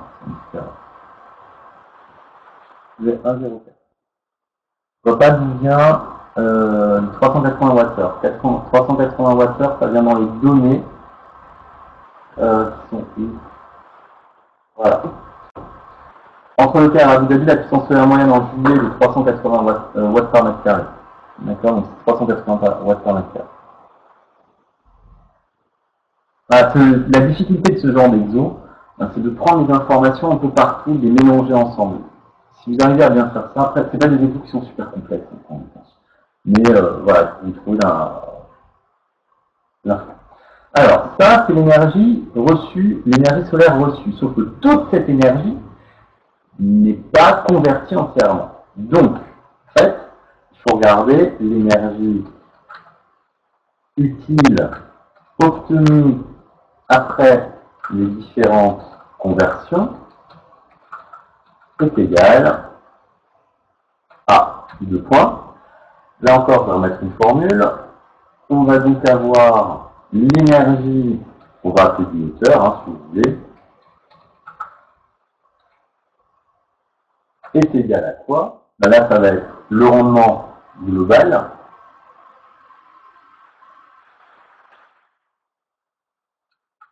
multiplié par justement cette énergie solaire.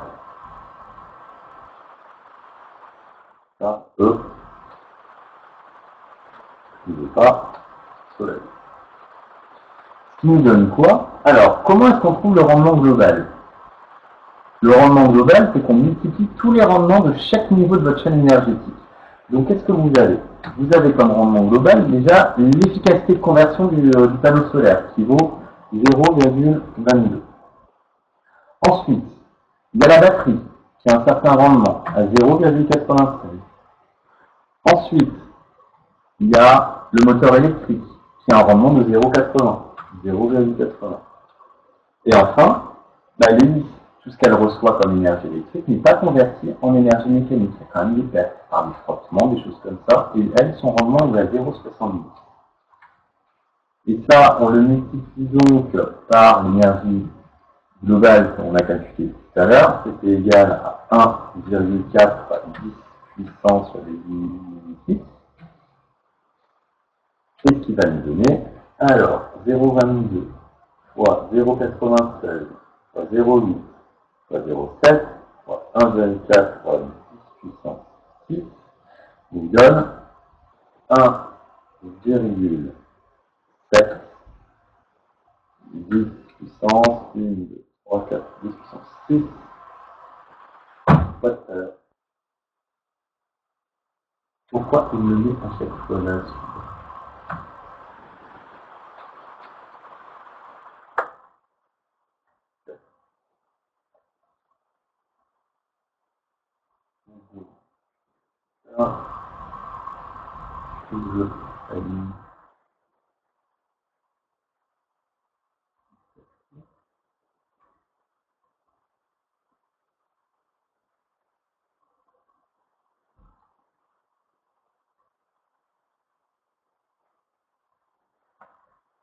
Alors attendez, vous voyez pas tout. Je vais faire le calcul après. Donc c'est 1,7 puissance 6 Watt-heure. Je vais le mettre à la ligne.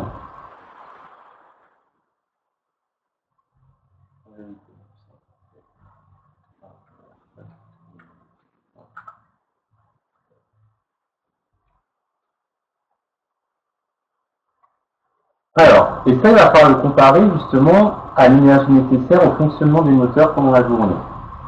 Or, l'énergie nécessaire au fonctionnement des moteurs pendant une journée de 24 heures, cette fois-ci, puisque l'avion est censé pouvoir voler tout le temps. Remonter un petit peu.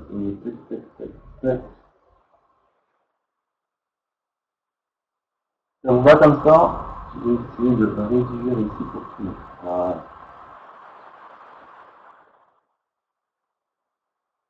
Ça va? Donc, l'énergie nécessaire au fonctionnement des moteurs pendant une journée de 24 heures, là, elle va être égale à quoi? Ça va être la puissance fournie par le moteur, qu'on avait calculée. Donc, la puissance fournie par les moteurs, elle est donnée par quoi? Il y a 4 moteurs de 17,5 chevaux. Un cheval, c'est 0,736 kW. Donc, on va multiplier ces 4 fois 17,5 fois 0,736 et vous allez avoir des kilowatts. Sur le temps de durée, 24 heures, là, vous allez pouvoir obtenir l'énergie nécessaire. Et ça, il va falloir le comparer à 15,7 10 puissance 6 Wh. S'il y a assez, tant mieux. S'il n'y a pas assez, c'est ça.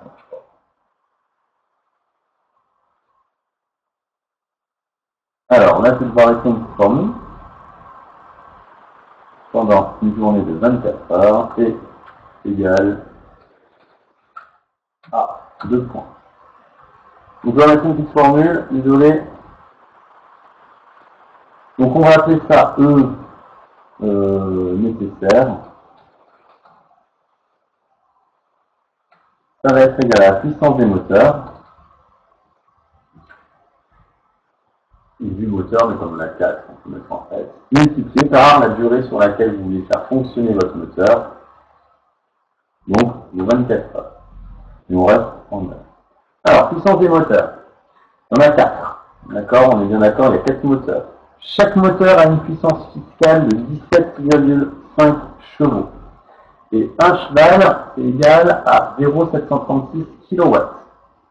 Donc, il faut mettre en watts. Ça nous fait 736 watts. Donc là, on a la puissance et on veut le faire sur 24 heures. Donc, on calcule. Ça nous fait 4 fois 17,5 fois 736 fois 24. Et on trouve 1,2 fois 10 puissance 10 puissance 6.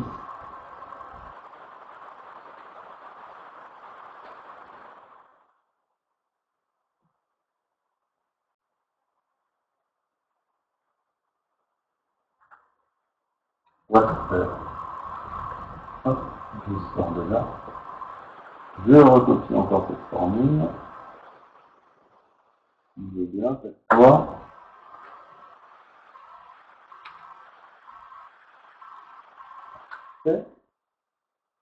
Et donc, comparativement, nous, on a une énergie utile de 1,7 10 puissance Wh. Et on a besoin au final de 1,2 10 puissance Wh. Donc, est-ce que ça suffit?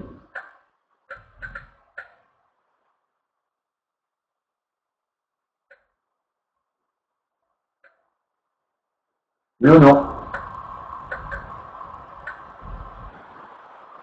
Exactement. Donc, ça doit fonctionner. Donc, ça doit être possible. Voilà.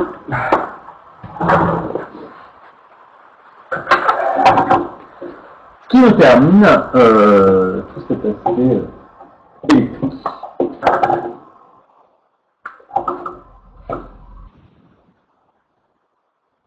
Alors c'est bien qu'on ait fait un petit exercice comme ça, vous voyez que c'est des démarches, des résolutions de problèmes, et ça je n'en ai pas fait beaucoup faire, mais c'est intéressant d'en faire quelques-uns. D'accord, c'est important qu'on se dise son vision. Est-ce que vous avez des questions sur les acquis?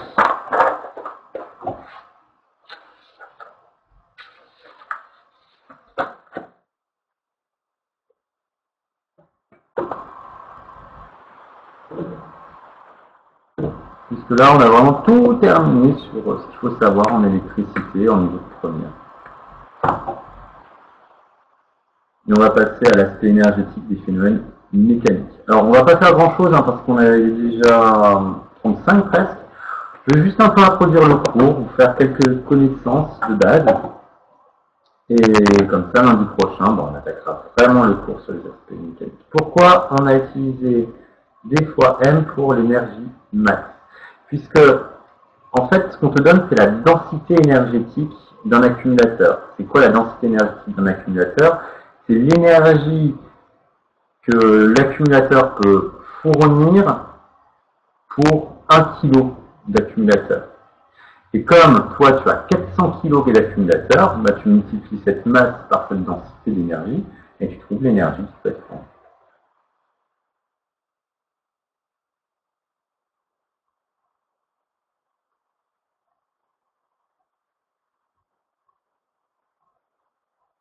J'attends que vous finissiez de noter et on va pouvoir commencer le prochain cours. Alors pareil, je vais vous préparer un petit quiz sur les aspects énergétiques des phénomènes électriques. Il est fait, faut qu'on le teste. Caroline, je te l'ai envoyé, tu pourras le tester, s'il te plaît, de façon à ce que voilà, vous ayez, est-ce que vous avez les bases nécessaires pour juste que je contrôle que vous ayez les bases.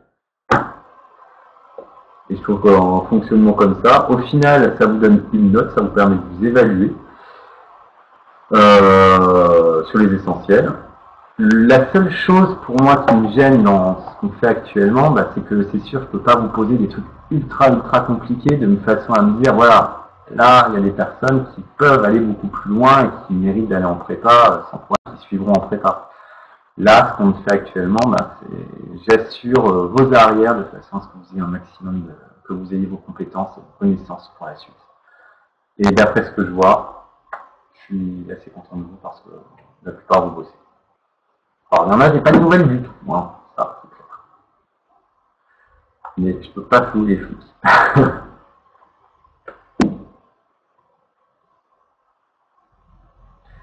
C'est bon, je peux éteindre ou allumer déjà,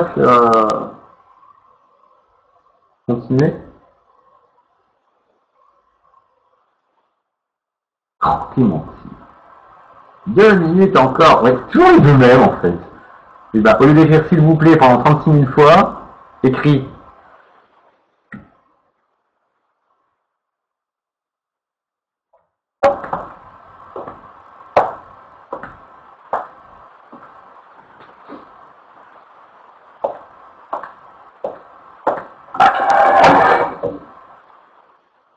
Ouais, bah écris plutôt que faire des trucs comme ça. Non mais, quel hypocrite ce gars.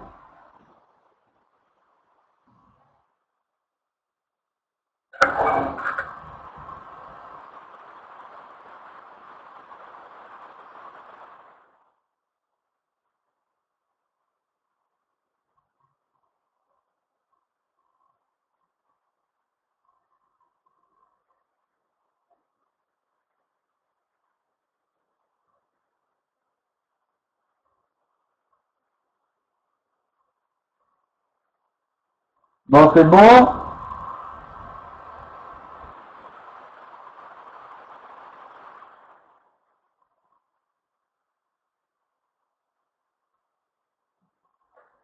Regardez en fait ce qu'il vous donne après dans le bouquin en classe inversée. Et il y a un super TT que vous allez pouvoir faire avec votre smartphone qui est dans le bouquin.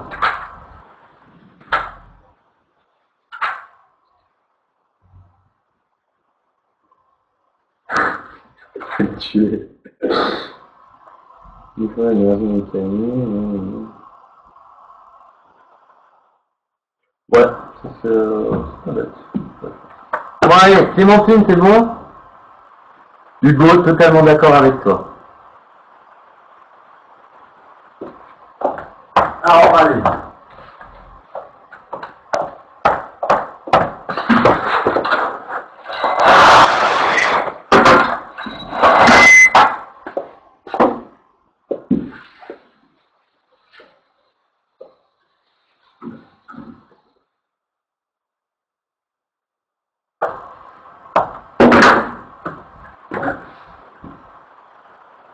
Et on est parti donc pour ce deuxième chapitre de la thématique sur l'énergie et les conversions de transfert. Comme je suis un peu paumé dans les chapitres tels qu'on va les faire, je ne sais pas ce que vous avez marqué. Donc, ça c'est la thématique 3, chapitre 2, et il n'y a que 2 chapitres dans cette thématique. Les aspects énergétiques des phénomènes mécaniques. Aspects énergétiques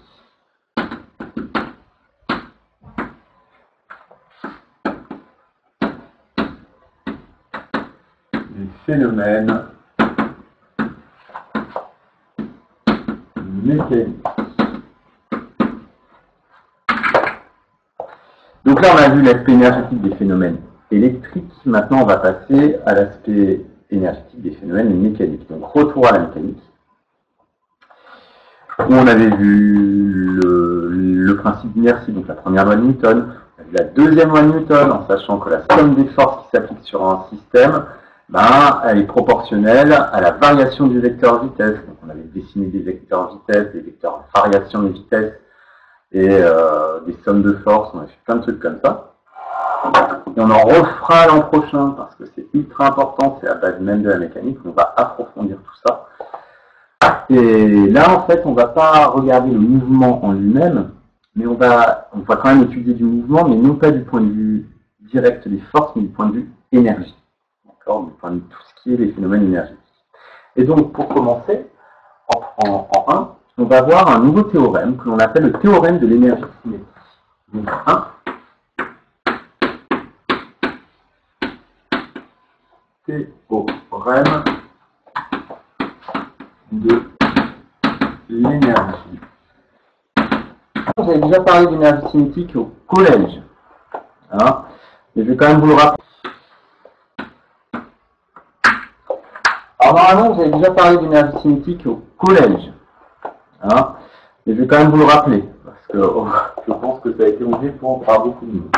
Mais qu'est-ce que c'est que l'énergie cinétique? Alors l'énergie cinétique, c'est une énergie qui est associée au mouvement, d'où le terme cinétique. Je vais parler. Elle est donc reliée au déplacement. L'énergie cinétique est reliée au déplacement. L'énergie cinétique est reliée au déplacement. Comment on la calcule? Alors on la note EC est égal à 1 demi de la masse du système multiplié par la vitesse au carré du système. Plus on va vite, plus on a de l'énergie. D'ailleurs, plus on va vite et qu'on rentre dans un mur, plus ça fait mal. C'est ça qu'on peut le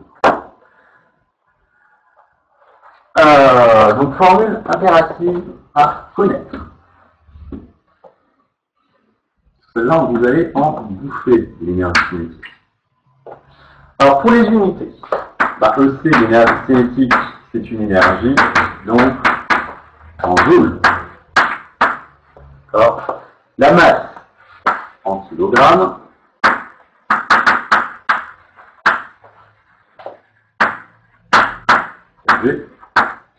Et la vitesse en mètres par seconde.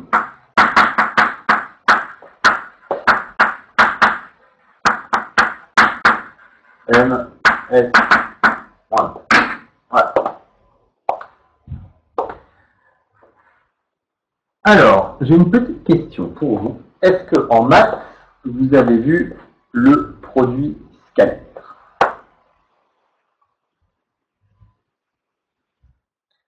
Alors, vous avez vu quelle définition du produit scalaire? Est-ce que vous l'avez vu du point de vue définition par les coordonnées ou par le produit des normes des vecteurs multiplié par le cosinus de l'angle?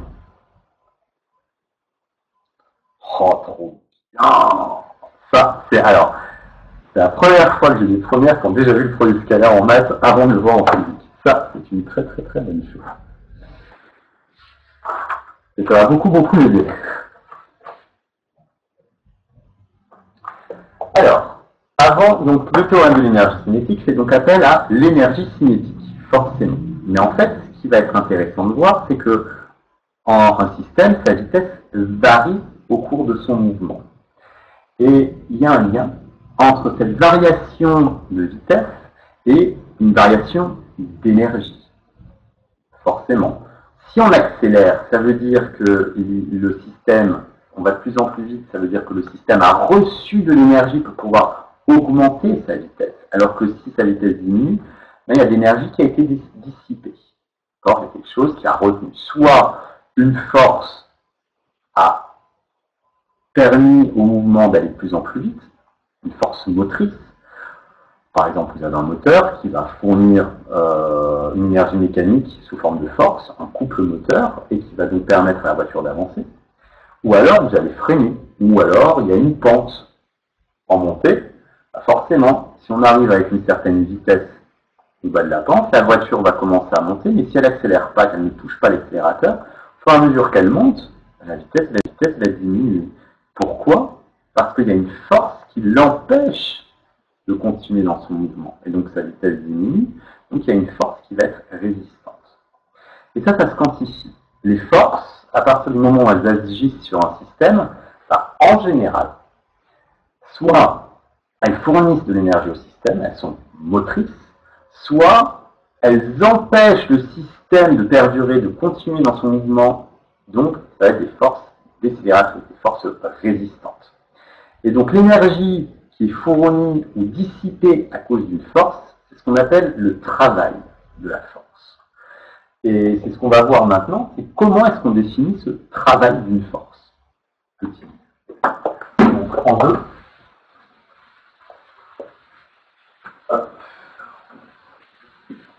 On va regarder le travail d'une force. Travail d'une force.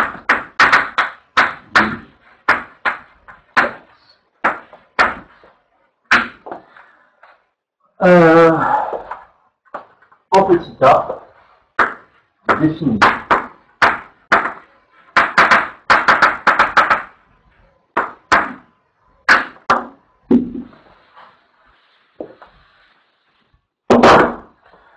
Donc le travail d'une force,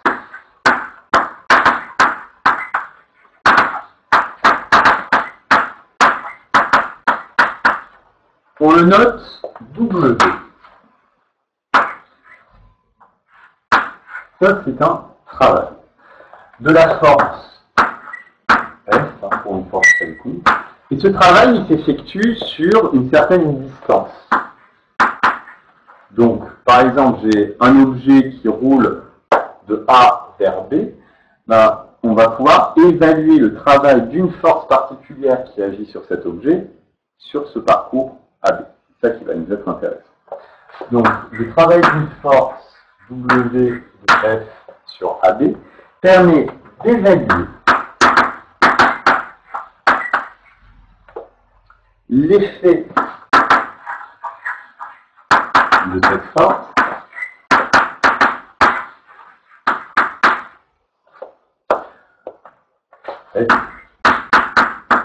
sur l'énergie du système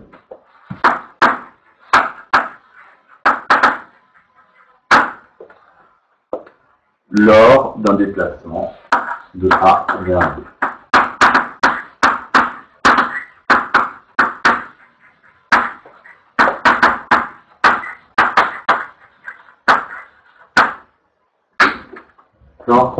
Donc voilà comment on va à quoi correspond le travail d'une force. Ça permet d'évaluer quel va être l'effet de cette force sur votre système que vous êtes en train d'étudier au cours de son déplacement, sur un déplacement donné. Donc en fait, ça correspond à l'énergie que reçoit ou que dissipe le système pendant le déplacement à B.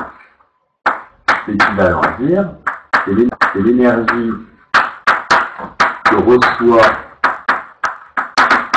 ou dissipe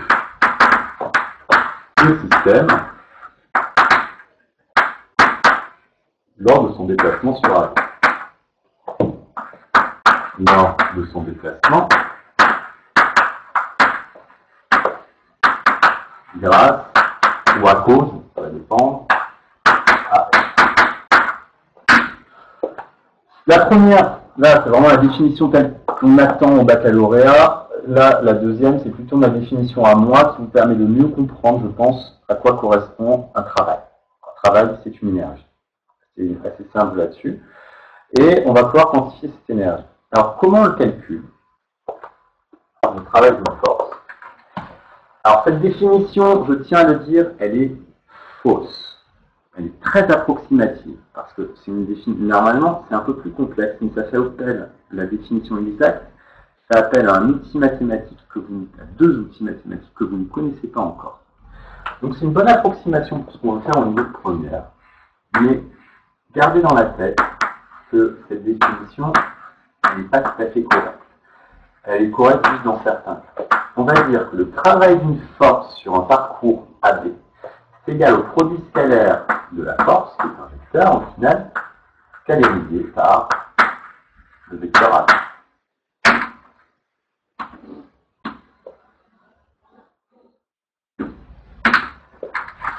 Je le note quand même, attention, définition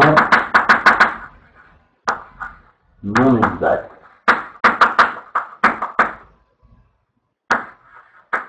pour le supérieur.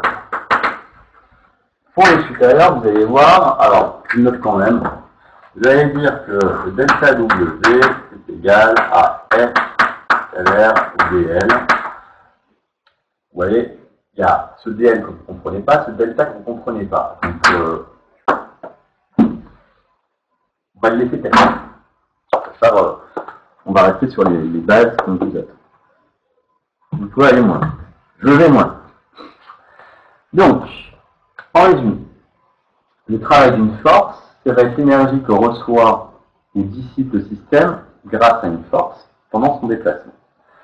Si ce travail est positif, ça veut dire en fait que le système reçoit de l'énergie de la force. Donc on va dire que la force elle va participer au mouvement, ça va être une force motrice.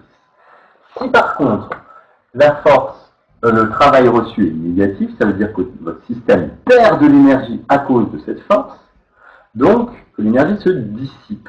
On a donc une force qui est résistante au mouvement.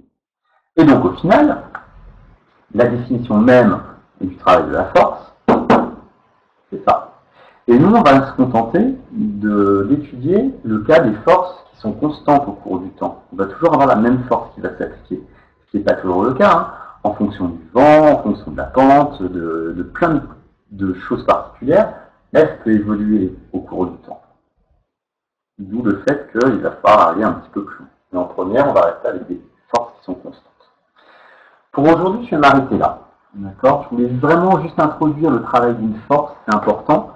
Et ce que l'on va voir ensuite, c'est on va commencer à faire nos calculs et vraiment définir le lien qui existe entre l'énergie cinétique et le travail des forces qui est reçu par le système. C'est ça qu'on va faire à partir de lundi à 9h. D'accord ? Voilà, on a fait pas mal de lettres. On a fini les lettres aujourd'hui. Le travail on a commencé à entrevoir un peu les aspects énergétiques en mécanique. Donc ce que je vais pas vous donner de boulot, mis à part que je vais vous envoyer un lien pour le quiz sur l'énergie électrique. Pareil, je vous laisserai jusqu'au mardi, je pense, pour le faire, je n'ai pas encore décidé. Et ce qui vous permettra de voir si vous avez bien les bases de ce qu'il faut connaître en électrique. Une fois qu'on aura fini le cours, la semaine prochaine, on fera ça. On ne fera pas les exos tout de suite et on va faire une activité expérimentale que vous allez pouvoir faire avec vos smartphones. Normalement, c'est l'activité qui est page 300 du bouquin. Je l'étudie, je ne l'ai pas encore faite, mais elle a l'air vraiment pas mal et ça va vous permettre de faire des trucs sympatoches, je pense. Il y a un lancer de boîte d'allumettes aussi. Pourquoi pas? Vous avez tous une boîte d'allumettes chez vous, je pense. On pourra voir ça. Bon, est-ce que vous avez des questions?